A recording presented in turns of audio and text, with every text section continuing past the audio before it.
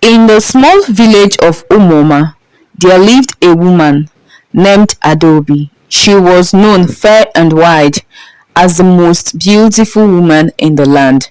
Her caramel skin glowed like the morning sun, and her smile could melt even the hardest of hearts.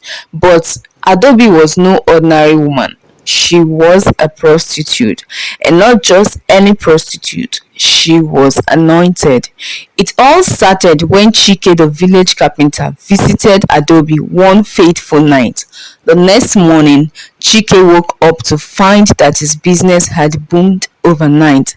People from neighboring villages suddenly wanted his furniture, and he became the richest man in Umuoma. Chike couldn't keep his mouth shut. He told everyone, if you sleep with Adaobi, your life will change. Soon, word spread like wildfire. Men from all corners of the village began visiting Adaobi. Farmers who couldn't grow their crops suddenly had bountiful harvests. Traders who couldn't sell their goods became wealthy overnight. Even the village drunkard Okoro sobered up and became a respected elder after spending a night with Adaobi. But this wasn't without problems. Married men began sneaking out at night to visit Adaobi. Their wives grew suspicious. "Why is my husband suddenly wearing perfume?" asked Nneka, the baker's wife. "And why is he smiling like he just won a lottery?" The women of Umuoma were furious. They gathered at the village square to discuss the problem. "Adaobi is ruining our marriages," shouted Amaka, the tailor's wife. "My husband now spends more time with her than with me." Meanwhile, the men couldn't stop talking about Adaobi. At the palm wine joint, they shared their stories. "I went to Adaobi last night," said Eze the fisherman. "Now my nets are overflowing with fish." Another man chimed in, "I visited her and my yam farm doubled in size." The village was in chaos. The women wanted Adaobi gone, but the men defended her. "She's a blessing to this village," argued Chike. "Without her, we would be struggling." Things took a dramatic turn when the village king Igwe Obinna heard about Adaobi. The king was troubled. The village had been facing a drought and his people were suffering. His closest friend, Chief Nnamdi, whispered to him, "Igwe, maybe you should visit Adaobi. She might be the solution to our problems." The king was shocked. "Me, a king, visit a prostitute?" he asked, but the idea lingered in his mind. What if Adaobi could bring rain to the village? What if she could save his people? One night, under the cover of darkness, the king disguised himself and went to Adaobi's house. The villagers didn't know it was him. They thought he was just another man seeking favor, but what happened that night would change Umuoma forever. Under the cover of darkness, King Obinna crept toward Adaobi's house in his disguise. He wore an old wrapper and slippers to avoid recognition. As he approached the house, he hesitated. "What if someone sees me? What will the villagers say?" he muttered to himself. But Chief Nnamdi's words echoed in his head. She might save the village. So he knocked on the door, and Adaobi opened it with a dazzling smile. "Ah, another customer," she said cheerfully, stepping aside to let him in. The king was nervous. He couldn't even look her in the eye. I just wanted to talk," he stammered. Adaobi laughed and said, "Nobody comes here to talk, my dear. Just sit down." She guided him to a chair, and he fidgeted awkwardly. Adaobi leaned closer. "What do you want? Fortune? Rain? Maybe a new palace?" she teased. The king gulped. Can you bring rain to Umuoma? My people are suffering, he blurted out. Adaobi tilted her head, amused. Rain? Well, that's a first. Let's see what happens. She poured him a cup of palm wine and winked. Drink this and let nature do the rest. The king wasn't sure what he was drinking, but he gulped it down. He felt dizzy, and before he knew it, he had fallen asleep. When he woke up the next morning, something incredible happened. The skies opened and rain poured down on Umuoma for the first time in months. The villagers were overjoyed. They danced in the rain, shouting praises. But then someone noticed the king sneaking out of Adaobi's house. Wait a minute, is that the Igwe? Asked Mama Uche, squinting through the rain. The news spread faster than lightning. The king visited Adaobi, shouted Okeke the town crier, and now it's raining. She is truly anointed. The villagers gathered at the palace, demanding answers. Igwe, tell us the truth. Did you go to Adaobi? Asked Chike with a smirk. The king tried to deny it. I don't know what you are talking about, he said, avoiding eye contact. But Chief Nnamdi couldn't keep quiet. Leave him alone. He did it for the village, he shouted, but the villagers were already in hysterics. Meanwhile, Adaobi became the talk of the town. Her house turned into a tourist destination. Men formed lines that stretched all the way to markets. Traders sold Adaobi's palm wine and anointed perfume, claiming they would bring good fortune. Even the women who once despised her began visiting her secretly. Adaobi, I don't want my husband to know, whispered Amaka one night. But please, can you bless my bakery? Adaobi was overwhelmed. This is getting out of hand, she said, shaking her head as she handed another customer her famous cup of palm wine. The king was still embarrassed by his visit, but he couldn't ignore the benefits. The rain revived the crops, and the village was thriving again. However, the chaos around Adaobi was becoming unbearable. The men were fighting over whose turn it was to visit her, and the women were complaining non-stop.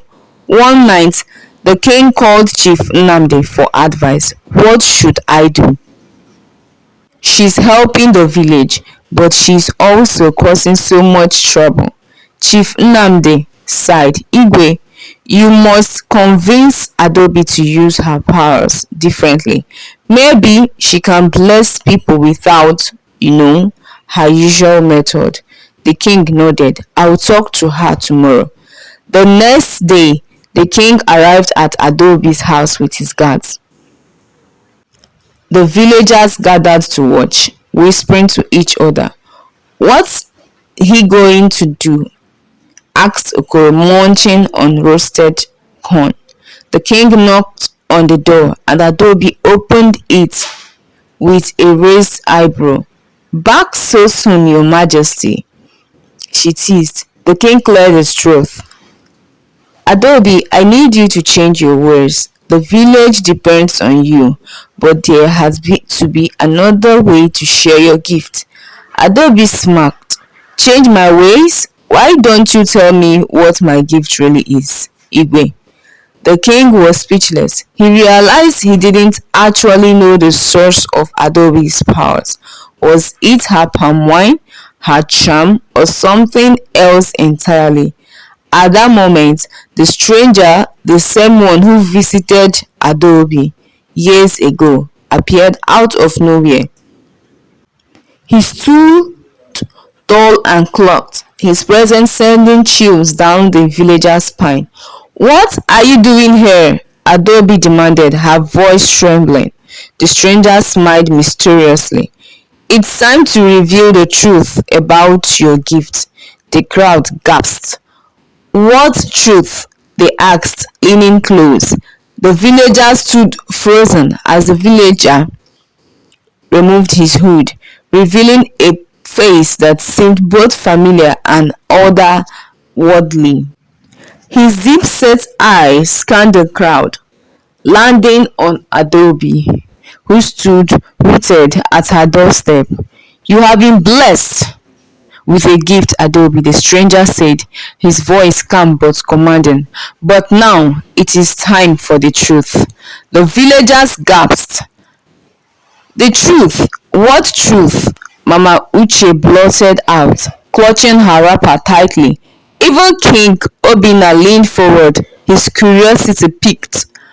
The stranger raised a hand, silencing the murmurs. "The power doesn't come from Adaobi herself," he began. "It comes from the oil she unknowingly received years ago, a sacred oil meant to bring prosperity, but only when used with pure intentions." Adaobi's jaw dropped. "Oil? What oil?" she asked, her voice shaky. Her mind raced back to the mysterious vial of oil she had once found near the river years ago. She had thought it was just ordinary oil, perfect for enhancing her skin care routine. "You mean that tiny bottle I've been using as moisturizer?" The villagers burst into laughter. "Moisturizer care?" Okoro the drunkard bellowed, nearly falling over. Even Chief Nnamdi chuckled, though he tried to hide it behind his hand. The strangers remained serious. "You have been using the sacred oil to draw people to you, unintentionally granting them fortune. But now, the oil's power is attracting greed and chaos. If you continue this way, the gifts will turn into a curse." King Obinna stepped forward. "What must she do to stop this madness?" he asked, his royal tone returned. The villagers turned to the stranger, waiting for an answer. "She must make a choice," the stranger said. "Either return the oil to the sacred river to end its powers, or use it to bless the entire village at once. But she cannot keep it to herself anymore." Adobe's mouth drops open again. "Return it? Do you know how much this oil costs on the black market?" she exclaimed. The crowd burst into laughter again. But Adaobi burst into laughter again and quickly raised her hands in mock surrender. "Okay, okay. I'm kidding, sort of." The king sighed, rubbing his temples. "There is no time for jokes, Adaobi. The village depends on you." He glanced at the villagers, who nodded in agreement. Even the women who had once despised her now looked hopeful. Adaobi groaned. "So I give up my oil and everyone gets their blessings. But what happens to me? Back to being just me?"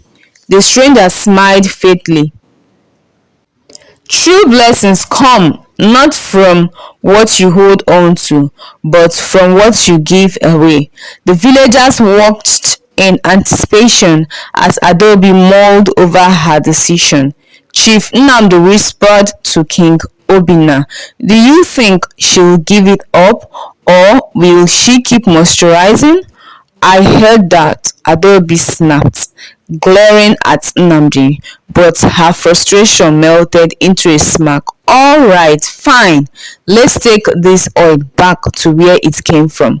The villagers erupted in cheers, but the stranger held up his hand again.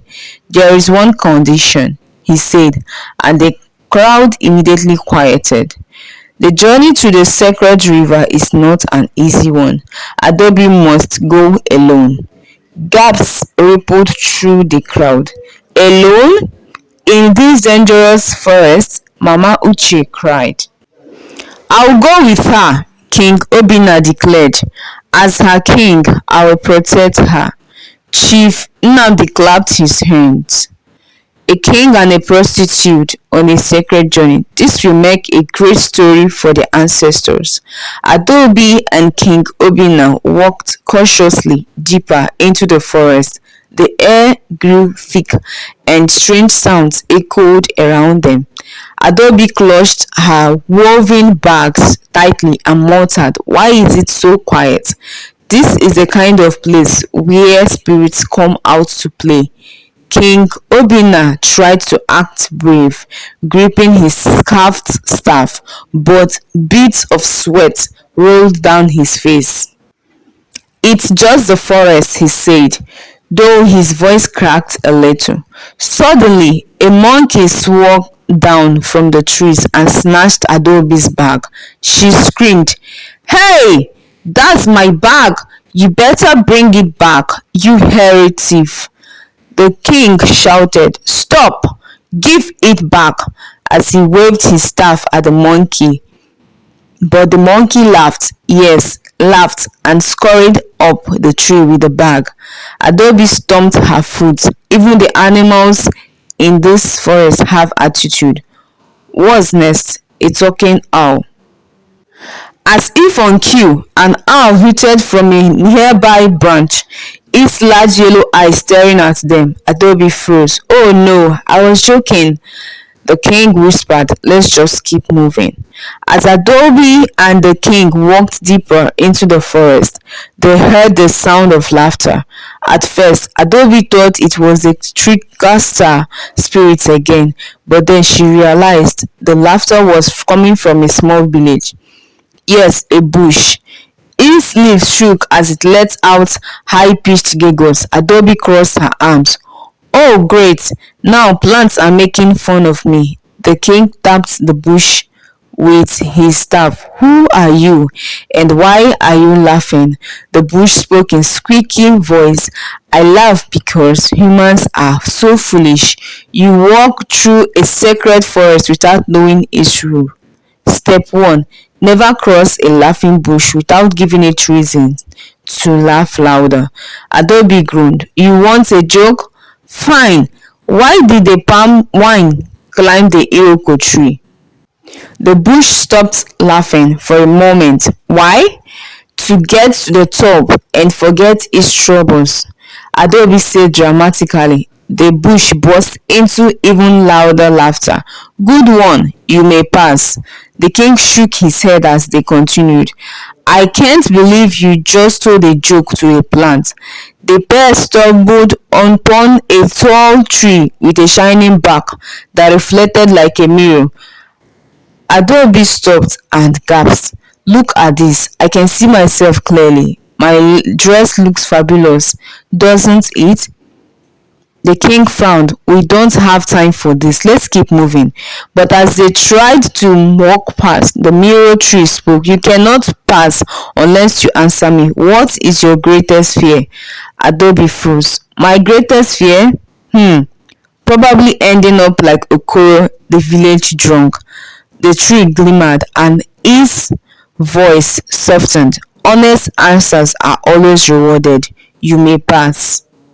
When it was the king's turn, he hesitated. Finally, he said, "My greatest fear is losing my people's trust." The tree hummed approvingly and let them through. As they walked away, Adobe whispered, "I was going to say my greatest fear was eating bad fufu, but I thought that might offend the tree." As they approached the edge of the forest, they found themselves in a bustling spirit market. Ghostly traders floating above the ground, selling strange items like glory yams, fiery palm wine, and beads that whispered secrets. Adobe's eyes widened. A market. I love markets. She reached for a glory yam, but the trader, a translucent figure with no face, shook his head.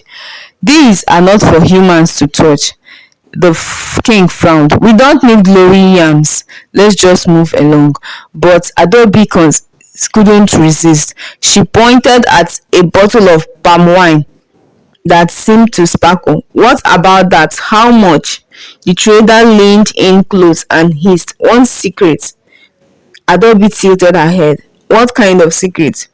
"One that nobody else knows about you," the trader replied. Adobe thought for a moment and whispered, "Sometimes I pretend to be sick so I don't have to clean my house." The trader laughed and handed her the bottle.